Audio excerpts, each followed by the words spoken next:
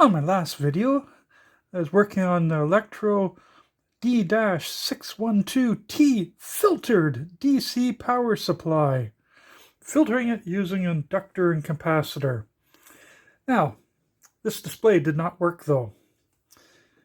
And I don't know, like, come on. It was only built in August 1956.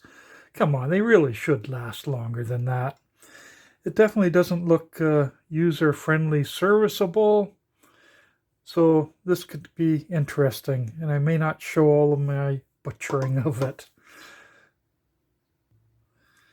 So first thing I'm going to try to do is just stay in focus and easily bend back these tabs.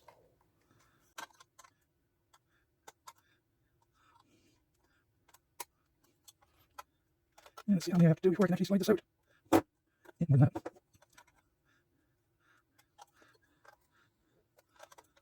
And a bit more. Let it come out. There we go.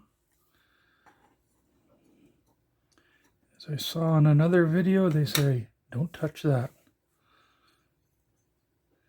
Okay, and I'm going to go off camera for a second to look at this. Okay, I have a screwdriver, so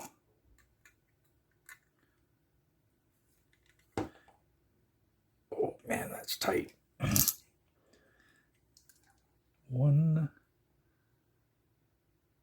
Okay, maybe I don't need to take those out. I can just flip it over and have the part fall out into my hands.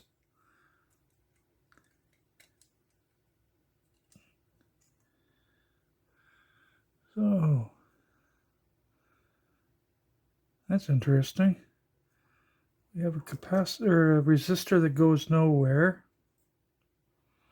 The part that just fell off.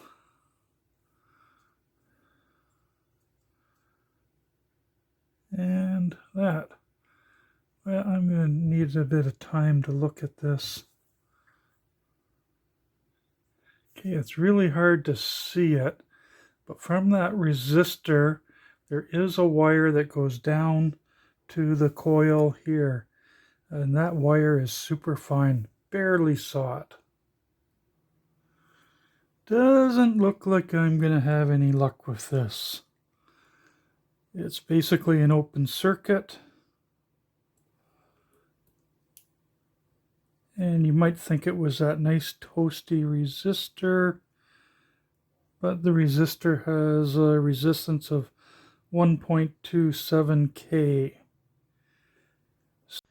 I had actually hoped that when I opened it up, I'd find a broken connection right at the screw terminal, but nope. So, unfortunately, it's the windings.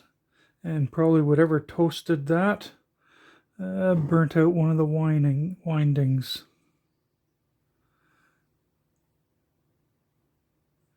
Oh well.